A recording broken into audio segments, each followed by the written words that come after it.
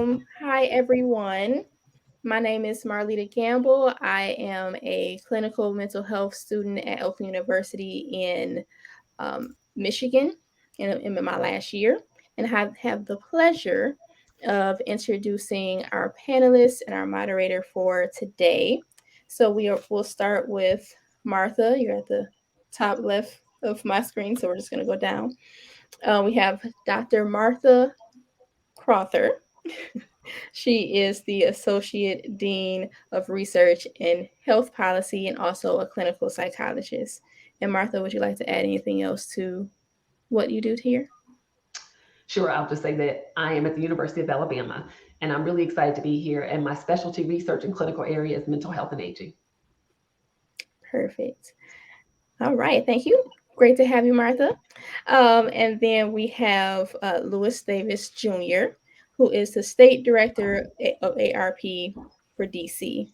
And is there anything you want to add to your bio, Lewis? No, it'll come out in conversation, I hope, and everyone received my fuller bios available to you online. All right, perfect.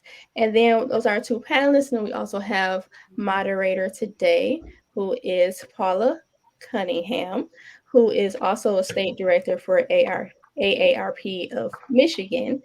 So is there anything else you would like to add, Paula? Now let's just get at it. I'm ready. I'm so All glad to see right. so many people and appreciate Black Mental Wellness putting this conference on. I got my Black Mental Wellness t-shirt on, so I'm all set to go. All right, perfect. All right. Okay. Thank you. Thank you so much, Marlita. I appreciate you. And we appreciate all of you joining or signing up for this virtual conference and overcoming the state of Black healing, and particularly this golden opportunities session. We want to make certain we leave plenty of time for questions, and put your questions in the chat as we go through this. We'll be monitoring that. Marlita will help us monitor the chat, or just raise your hand and ask a question, however you want to do that. But before we get into this rich discussion today, we want to have a common definition of what we're talking about.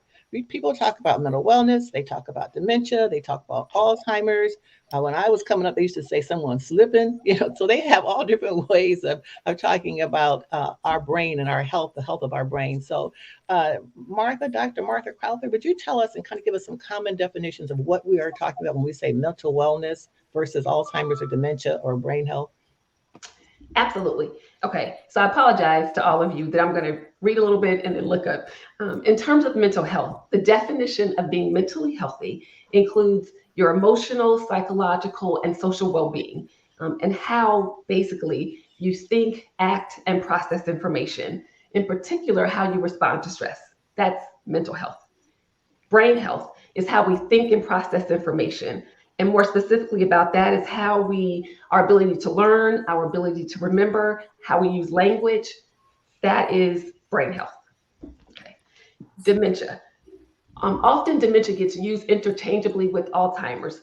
Dementia by itself is not a disease. Dementia is a category and dementia, broadly speaking, talks about it's our impairment in our ability to remember and to make decisions, as it interferes with our everyday operations.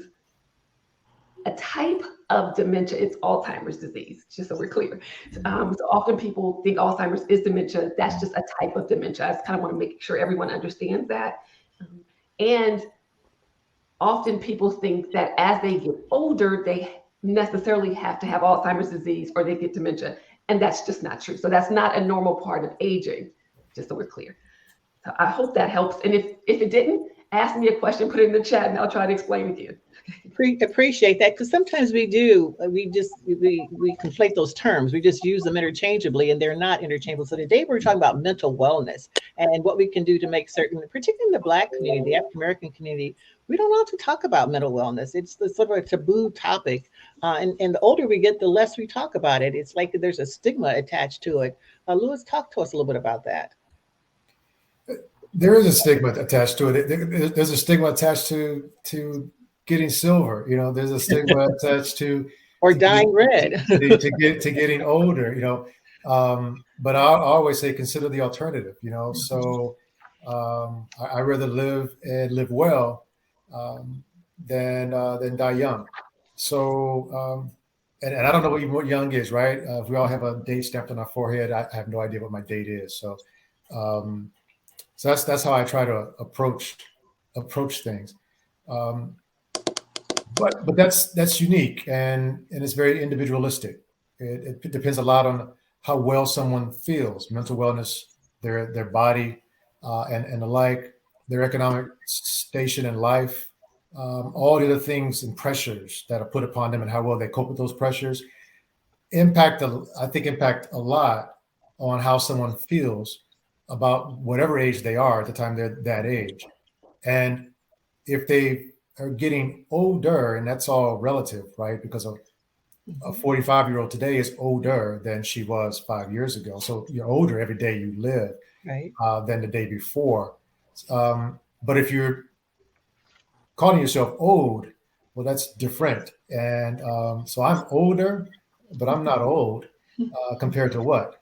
My mother used to say, only clothes get old. That's my mom used to say. She lived to be 86. And thank you, Dr. Crowther, for that explanation. It's how I've always understood it. And my mom was diagnosed with dementia, just broad spectrum dementia. And so you're right, Alzheimer's is a type, and they do get conflated. So I think it's just a fear of the unknown. And you begin to lose sometimes some capacities. But sometimes those are just capacities in grade and level, right? I can't run like I used to run. I can't play tennis like I used to play tennis 12, 15 years ago, but I'm still good. So how do we start having these kinds of conversations with our family as they get older? And what do we do to kind of take that stigma away? Mental health or mental wellness, I like to say mental wellness, but mental wellness should not be something we sweep under the rug. I mean, there are some things you can do to help, and maybe not necessarily completely prevent, but certainly to help or to offset or delay some of these issues. But how do we even have a conversation in the Black families? Either one. I'm actually going to punt to Lewis to answer that, and then I'll follow up. Okay. She wants to see where I'm going to go. She wants to make sure you're right.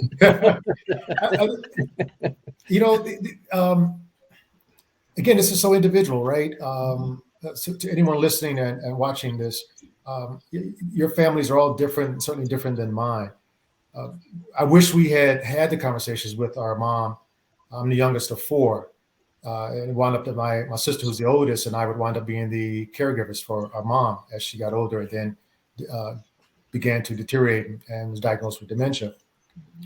I wish we had that conversation earlier, because I think we saw signs maybe 8 years prior, but we didn't know what signs we were even seeing. And I suspect our mom, knowing her the way I did, it was always her MO that she didn't want to burden the children. And how often do you hear that?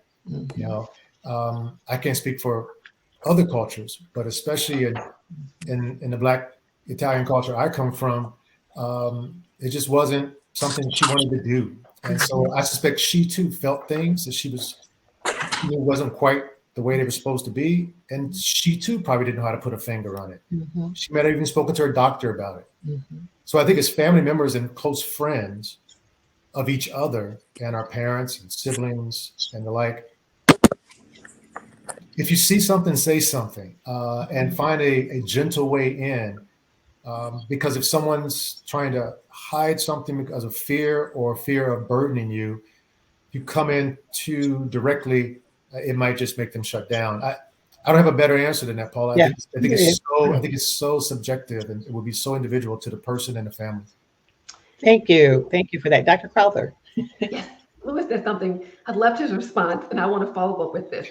So it is really important that we as a Black community just treat mental health, mental wellness the same way we talk about our physical health, right? If my legs hurt, if my leg hurts, I tell everybody, so somebody can figure out how to help me and get me where I need to be.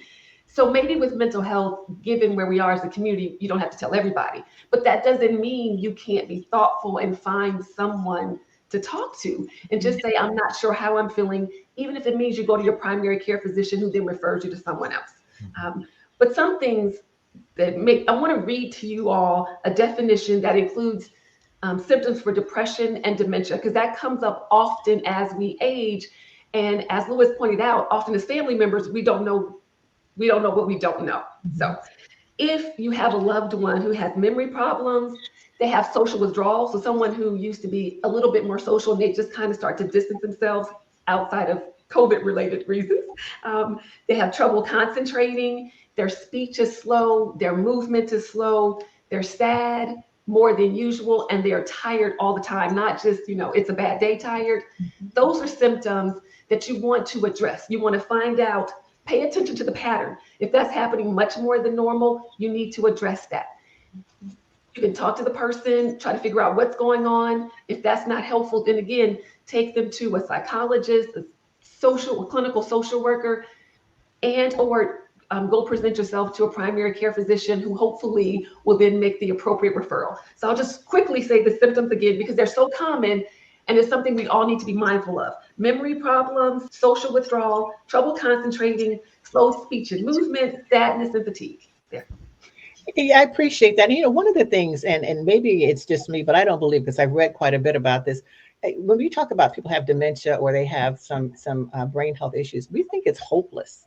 That somehow they need to be put away somewhere and then hidden, and not continue to be social. And they're literally all over the country. There are places where there are dementia villages, where people live with dementia or Alzheimer's, and other, everyone in that neighborhood knows that you can still have a full active life, even with Alzheimer's dementia. So it's not something to put someone in a back room shed or in a room somewhere and hide from, but to open up and talk about it. We're still here, still human beings, still living for a full life. And there are some things that we can do to help make certain our brain stays healthy. And we need to learn those things younger, not always brushing your teeth the same way, brush with the right hand, brush with the left hand, jigsaw puzzles, taking walks, not going to work the same way every single day, take a different route, socialization. COVID has really, really hurt a lot of the mental wellness with social isolation that has come as a result of COVID. So,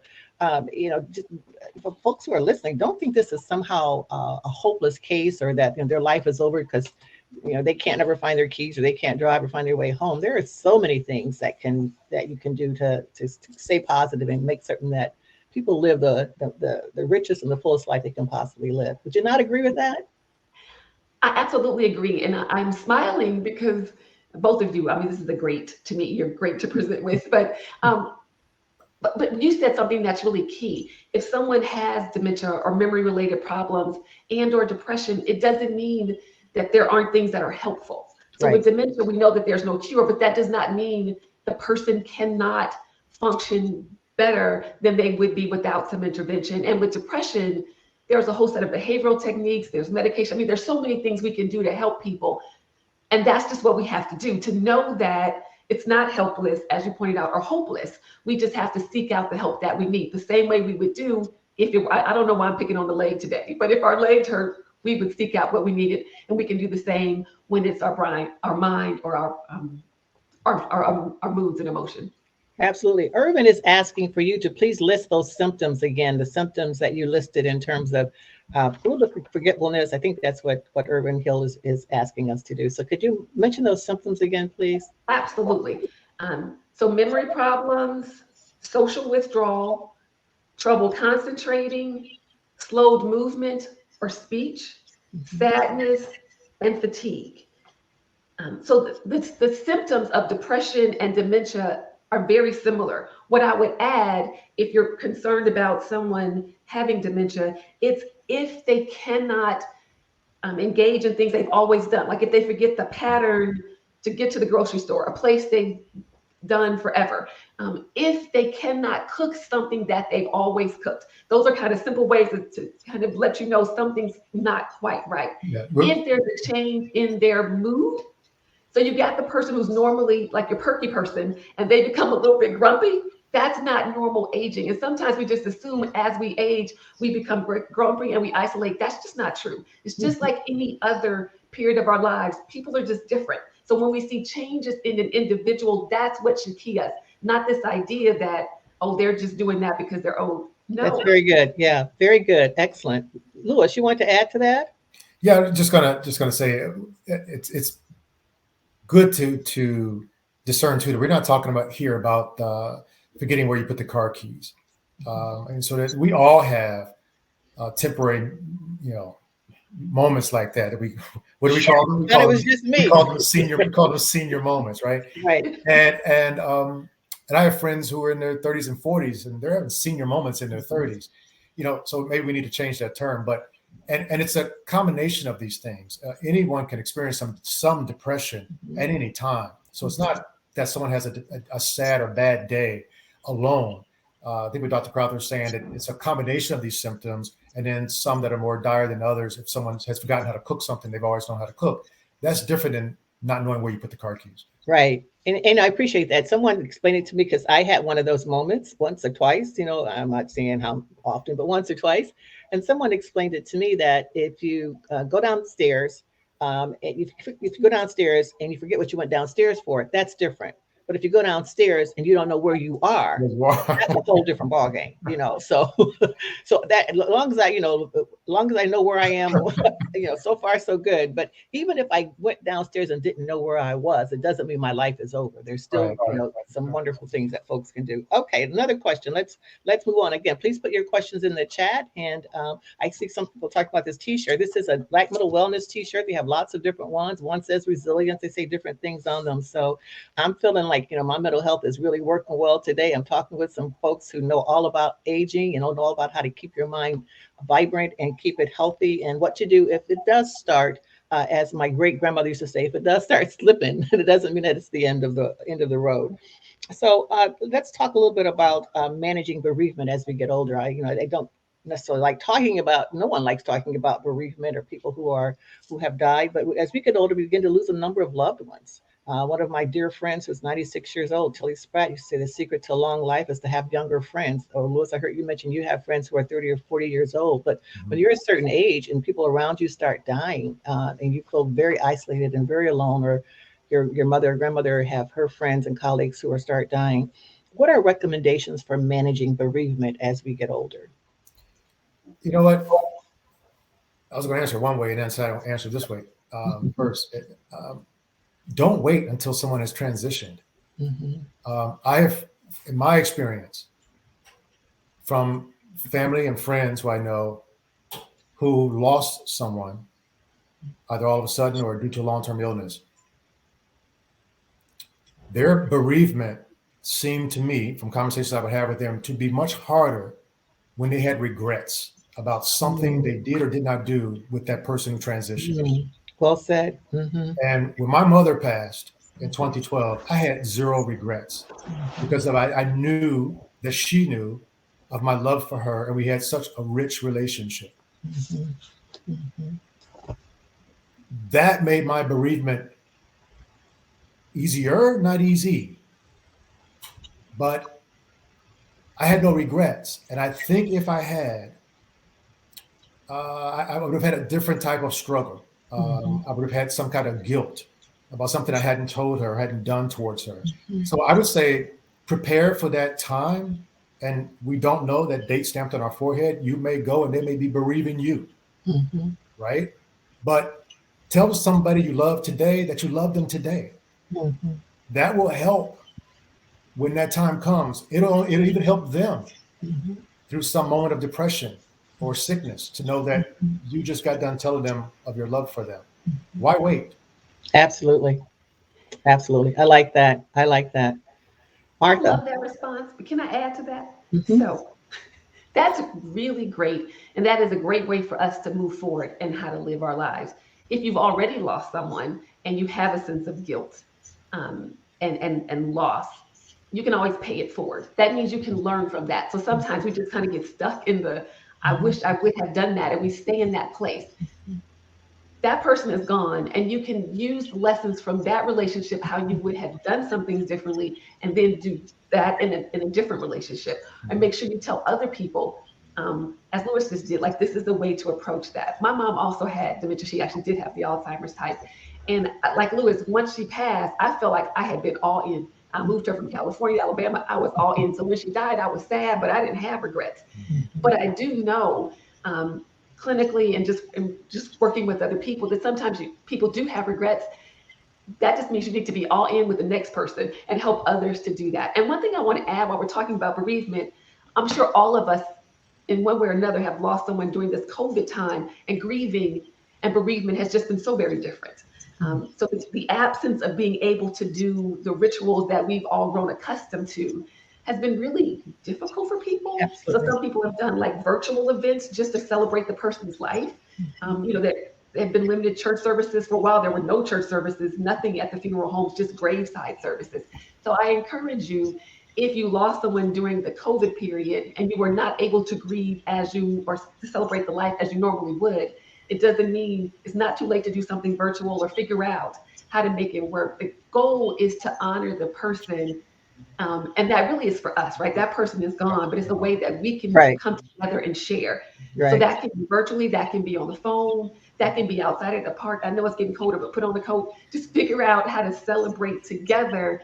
And you can do that piece in the absence of some of our traditional rituals. Absolutely, because if you hold that grief in, I guarantee you it will eat you alive. You talk about mental wellness, that is one of the worst things you can do, is hold guilt and grief inside and not talk with someone, not find some release for that. So you do not want to do that. Whatever has happened in the past, you cannot change, but you can change what happens in the future. So talk with someone, let it out, have, like you said, a ceremony. All excellent advice. Can I add one thing, Paula? Sure, absolutely. There's an African proverb that goes something like this: as long as you speak their names, yes, they are always with you. Absolutely. Oh, I like that. Absolutely. Speak their name in the universe. Speak their names. Yes, yeah. Speak their names. Speak their name. And let's take a moment right now. Everybody who has lost someone on this call, or who knows someone who has lost a person, just speak their name right now. I'm going to count to 3. Let's just speak their name into the universe. Okay? 1, 2, 3. Manny Marsh. All right. Yes. So just speak their name. I like that. All right. I'm feeling all goosebumps inside. This is a good conversation. Please keep your questions in the chat. We'll open this up to some additional questions. And I hate to even talk about COVID anymore. I'm so daggone sick and tired of talking about COVID and the pandemic. But for the sake of this program, I need to ask you a question about COVID, and particularly, very seriously, how the Black community in particular has suffered during this COVID pandemic more than any other racial group. We have suffered, and I'm not going to go off with the stats, but what can we do, and how do we make certain that never happens again? What can we do? How can we protect ourselves, and what needs to happen to make certain that it's not that kind of disproportionate negative impact on the Black community when a pandemic hits? Okay. I want to answer this first. I'm sorry. Were you ready? Okay. No, go ahead. This has been a passion for me, and it's self-care. I think as a community, we don't engage in enough self-care, and we see self-care as self-indulgence or luxury if we can afford it. And that's just not true. Self-care means we have to monitor our nutrition, make sure we're drinking enough water, we're eating relatively healthy. We have to engage in some level of physical activity. Walk, run, lift weights, whatever works for you. I'm sorry, I think there's feedback, but I don't know where it's coming from. And we have to engage in some mental wellness, right? We have to, every single day. I like this concept of post-traumatic growth. Mm-hmm. So there is trauma associated with living through a pandemic for all of us. But instead of talking about post-traumatic stress, let's talk about post-traumatic growth. So every single day, find something that worked for you, that is working for you during the pandemic, so that we're always reminded that there is something positive that comes out of every negative experience, right? So I would say, for me, I love learning how to work from home. It's just been wonderful. I never worked from home before the pandemic. Now you can't force me to go back 100% in my office. So there's something, and then every day, like the other day, I saw a blue jay out of my window. It was beautiful. I don't mean you have to find something big every day, but we as a community need to make sure we're finding something good, make sure we're eating well, we're engaging in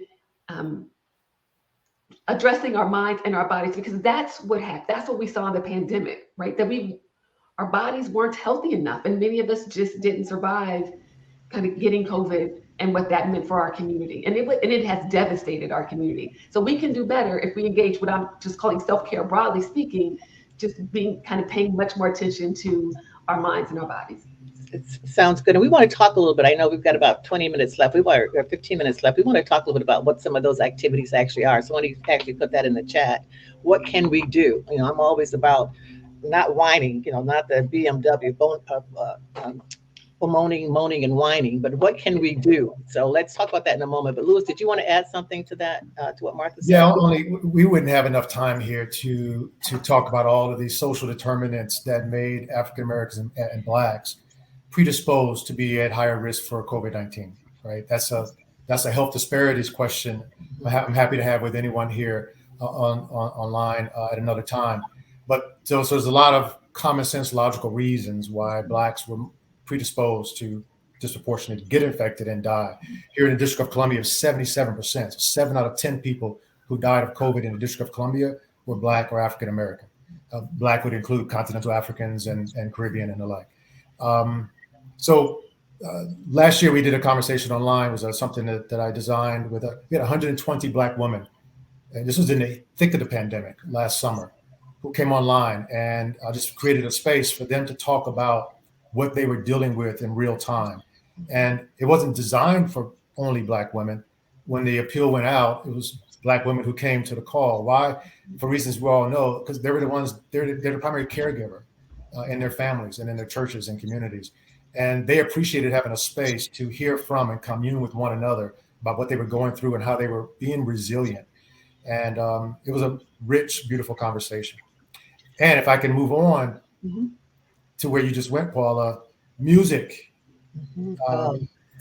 dance. And if you have no partner, then dance and sing like no one is watching. Dance and sing like no one is watching. Music has been found to be excellent, clinically beneficial to depression, and it stirs juices and chemicals in the brain.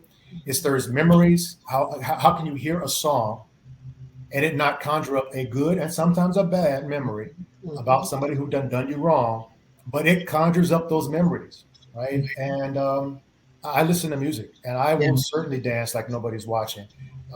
It is a powerful tool, and if I can, I'll put in a link, a study that ARP helped to sponsor that actually helped to prove this theory. Oh, absolutely. It's phenomenal. If you can, and yes, please add that to the resources or to the link, because I've seen some of these studies where someone was not responsive at all for months. And then you play some of the music from the time that they were growing up, and you see them moving their feet or just shaking their head and start talking. It is therapeutic, and it's movement, right? It keeps us moving physically, mentally. Excellent point, Louis. Excellent point. Nature, I'm sorry. Go ahead. No, please go right ahead. Nature is incredibly important. There's a series of studies coming out now that talk about how important nature is to our overall well-being. Literally pictures of nature, animals, plants, pictures, as well as maybe going outside for a walk and engaging with just the outdoors. So nature is a really important piece. And I love Louis's response. And I just want to go back. There are a ton of reasons why we don't go to the doctor enough, but find a physician that works for you to make sure you're getting your physical health checked. If you have hypertension or diabetes, those are two things that kind of plague the African American community. Sometimes we think if you have diabetes, it's all genetic. Well, it's not all genetic. A lot of it has to do with our diet and our exercise. So I'm not at all trying to say, anyway, I love Black people, but I want to be clear that often we don't engage enough in our physical and mental health and well-being. So walking, swimming, riding your bike, whatever works for you. I like to say walking because sometimes we think about that as kind of simple, but if you walk a couple of days a week, that actually has a tremendous amount of mental and physical health benefits. So let's not ignore, it doesn't have to be complicated. And for Black women, I want to put out there, because Black women talk about their hair, you can lift weights. And there are a lot of studies that talk about lifting weights for Black women actually helps them lose weight. And it doesn't bother your hair as much. I'm just saying. So lifting weights for women is key anyhow, because it increases bone density. Yes, so right. Lifting weight increases bone density, and a common condition experienced by people as they get older, particularly elder, not just older, but north of 60, are falls, fears of falls, and making bone breaks.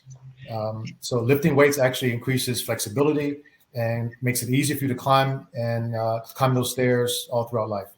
And you think, and this is my 5-pound ball. I leave it by my laptop all the time. So, sometimes when someone's talking, it doesn't have to be like a like my daughter does, an hour workout every day when you're 20 or 30 or 40. But you can just do little things that really help with that. So there's, I used to work at Kellogg Foundation, and I love the model that they used to have. They said they didn't fund a lot of research because they said people already know so much more than that which they do.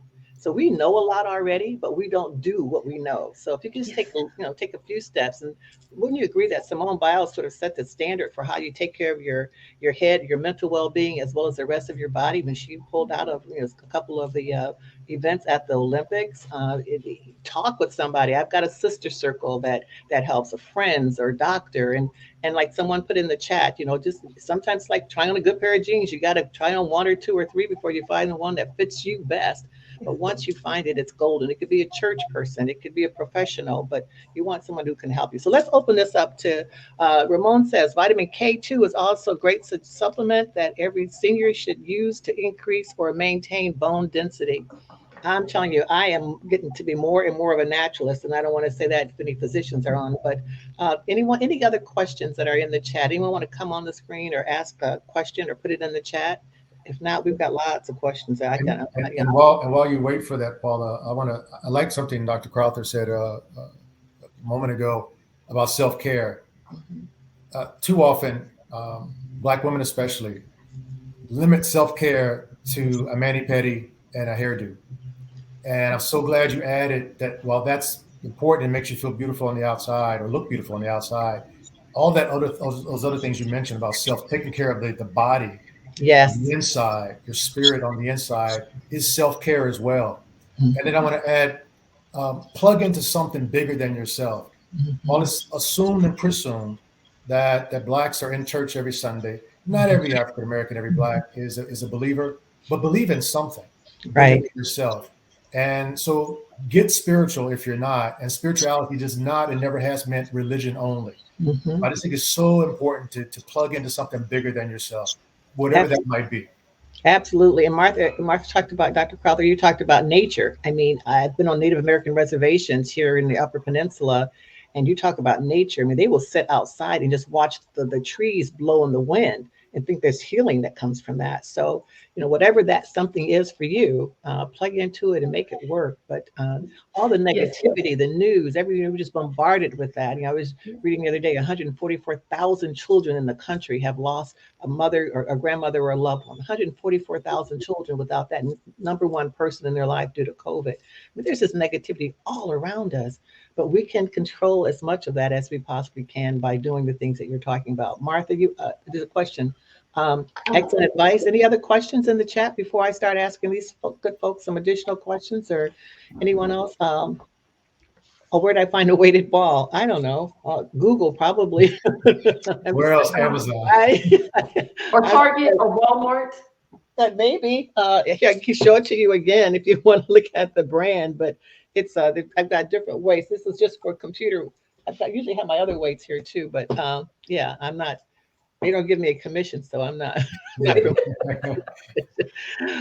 However, the Black Mental Wellness T-shirt. All right, I'm going to ask you another question.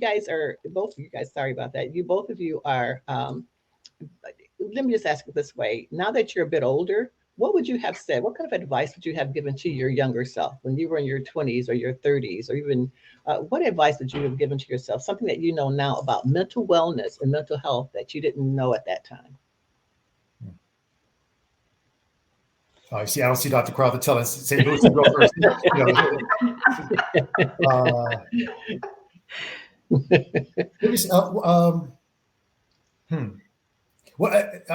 I'm going to liken this to my undergraduate days. It was when I got into my senior year, and I finished college in 3 years, but still, I got to my senior year. Go off. I got to my senior year, and I had straight A's. Oh, and I didn't ask you all that. I just asked. Wait. It's relevant, and you'll see in a second. Okay, all right.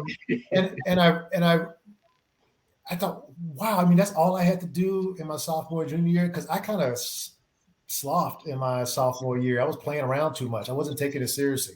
The relativity here is I would have taken the importance of life more seriously. Mm. I hadn't realized that just a little bit more effort, I could have maybe gotten straight A's throughout my sophomore and junior year as well.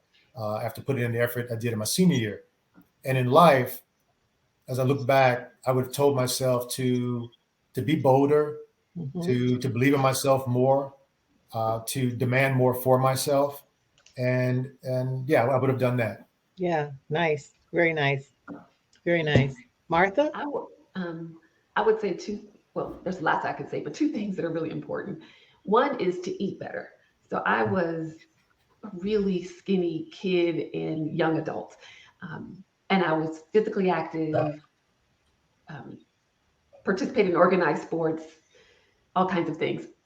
So I never really thought about the importance of healthy eating because often we equate size. I was thin with being healthy, and those are not the same thing. You can be thin for lots of reasons. It doesn't necessarily mean you are healthy. And now that I'm a little bit older than 20, I have had to figure out how to be more, what's the word I want to use? Intentional about what I eat, right? Mhm. Mhm. And that has been a lesson, and I'm trying to really make sure I do that to model that for my girls, right? Mhm. So that they think about eating healthy, not just eating what's right in front of you, what's a quick snack, Mhm. and also making sure I have healthier snacks. So when we are grabbing something, more often than not, you're grabbing something healthy and not just a candy bar or a bag of chips. So being more intentional about food means, for me, it meant understanding how to eat healthier better. And the other thing is what Lewis said, which I am so wholeheartedly into, is just thinking about our vision. I felt like I was a good student, went to good schools, and still I think my vision for myself was short-sighted. Does that Mhm. make right? So Mhm. just kind of, what do you really want? Like just embrace that, and not hesitate with what's important and what you want. So just shoot for the stars. You know, if you fall a little bit short, it's still so much better than not aiming for them. Um, so I think both of us have done well, but who knows where we would be or what we could have done had we had more of that vision. And I think as a community, we're just so happy when someone does well in school. Um, I know this. I watch my girls because they're polite, and I watch teachers. They're in majority schools. They're so happy that they're nice girls, and it's me who has to push. Does that make sense? So we have to Mhm. push and set a different standard and a different expectation. Because That's we can yeah. do amazing things, and we have, but just having that vision. Sorry, I went on and No, on. no, no, no, no, no. That's excellent, excellent advice because we do learn as we go. And then one of the things I always like is, to share some of that wisdom. So many times we keep things to ourselves and people who are listening, just the simple steps. It doesn't have to, like someone said earlier, it doesn't have to be that you're working out in the gym for 2 or 3 hours or that you are just holding everything in because you don't want the rest of the world to know that your loved one has a little dementia or Alzheimer's or whatever. Uh, America is aging. We are, Michigan in particular, we're the fastest aging state in the nation. And how we treat this generation of older adults, how we treat this aging generation, whatever we do, whatever we put in place for them is what we're going to actually end up doing for ourselves. Being that's what we're going to live in for ourselves. And so it's important that we show them the respect, show them the dignity, have people talking with each other, open up, find that sister circle, find that friendship, find that professional, and make certain that we just talk. This right today, what we did today, and what we are just getting ready to conclude, this facilitated dialogue, it's just another form of therapy. It's another form of mental wellness, being able to get on a call like this or in a program like this and talk with each other and know that you are not alone and that there are people going through exactly the same thing that you're going through. And the more that we share our stories, the more that we speak from our heart, the more healthy we will all be. So I appreciate you, Dr. Martha Crowther. I hope that we get to share a panel together again. And my colleague and friend, Lewis, I know where you are, so I'll find you. I will find you. And Marlita, thank you for all of your help. And again, Black Mental Wellness rock. So thank you. And Marlita, I'll turn this back over to you or whomever's doing closing remarks. If not, I can fill up some time. Now, y'all know I can talk. So, There okay. she is. All right. Hello. So I just wanted to say thank you to all of our panelists today, and our moderator, Paula, Lewis, Dr. Crowther. So I know that I think we did have one question in the chat box. If you want to answer it, I know we have about 5 more minutes, and then we can wrap up here. Oh, okay, sure, absolutely. I just got a note that it was 5 minutes till close, so I'm on. I'm back on. Where's the question? Did I miss one? Can you repeat it for me, please? It says, are there any natural supplements, vitamins, and minerals recommended for older adults / parents to promote mental wellness?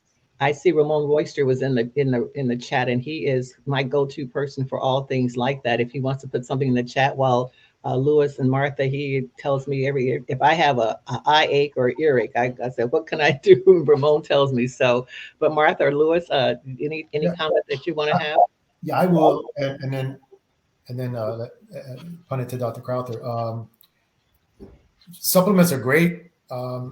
Just don't use them in place of eating right, eating well, what I call eating to live and not living to eat. There's a reason diabetes is so high in the Black community, and we're not often honest about that. And it's largely diet. It's largely, as Dr. Crowther said earlier, it's not about genetics. It's about diet. And we need to have an honest conversation about that, because with that obesity comes all other onset diseases. And with that certainly comes depression. With that certainly comes higher cost of medication. And if Blacks are already disserviced by healthcare systems around the country, well, where does that leave us? So I Excellent love advice. that. Excellent advice. Yes. I love that response, and I'm a big believer in staying in my lane. So not that I don't have thoughts about, or just a few suggestions, but that's not my lane. And I do think it's important to eat healthy and talk to your physician even before you take supplements, or talk to a nutritionist or a dietitian, just to make sure, because sometimes what we take doesn't necessarily work with if we're taking other medications or those kind of things. So given that, I'm going to stay in my lane and not make any suggestions. So. Yeah, absolutely. And I don't, I am, what do I want to say, a practicing or trying to be a practicing naturalist. I don't believe in supplements. I don't take vitamins and all that. But if it comes from the earth, the closer it gets to the earth, the closer it gets to its natural form, then that's different, So people will say, you take a multivitamin. I'm not saying it's a multivitamin. Maybe your doctor prescribed a multivitamin. Take your multivitamin. But when you eat right, when you have the right kind of diet, you may not need that multivitamin. That's all we're saying. So just check other sources out. Good question. Good question. All right. Anyone else in the chat that I missed, Marlita? Because I will talk until this ends at 4 o'clock. So Can I add something while she looks? Sure. There's something else I learned from my experiences in Africa, and I've traveled there quite a bit. But in many African cultures, it's believed that there are no two people closer to the creator. Now you fill in the blank, whoever you think your creator is, than the grandchild and the grandparent. The grandchild has just come from the creator, and the grandparent is next to go back to the creator. And I would say to anyone on the line here, if you have older parents, grandparents, if you yourself are an older parent and have children, mix up those generations. There's a reason why grandparents just beam when the grandchildren come into their space. That keeps them fresh and lively. So I would say mix it up, mix up those generations. Don't just hang with your own set. Excellent. I'm writing that down. That's why that's excellent advice. And maybe that's why I never could explain to anyone else why I always say I love children. I just love children. And I love older adults. Everybody in between. So maybe that's why. So, all right. Thank you. Any other questions? Marlita, how are we doing? We got more time? So there were no other questions. We have about 1 minute left. So I know that we have a few other sessions, one at 3, 4, and 5. If anyone wants to stick around for those sessions. Otherwise, does any of our panelists have anything else they want to say and add? I just want to echo what Lewis said, how important it is for us to work to engage across generations. It helps us in so many ways. It helps us socially and emotionally. We also learn things from each other. So I'm so happy he said that, because that's so important. Absolutely. And whatever you do, I mean, you can live so long without food or water, but living without hope is just you're creating your own death sentence, really. So make certain that you stay positive. There's always something that you can do. There's always something, a light at the end of the tunnel. Better days are coming if you're going through a tough time. But talk with someone, preferably a professional, but talk with someone. Thank you. Thank you. Thanks to their panelists. I enjoyed getting to know you even more better and more better. That's great English. I enjoyed getting to know you better. No better. No More better. better. Yeah, there's a movie about that. And thanks to all of you for being a part of this program today and a part of this particular session. And appreciate the young African American women, all PhD clinical psychologists who are working with Black mental wellness and spreading this good news throughout the country, quite frankly. So keep it up. Take care. Thanks. Bye-bye. Bye, everyone.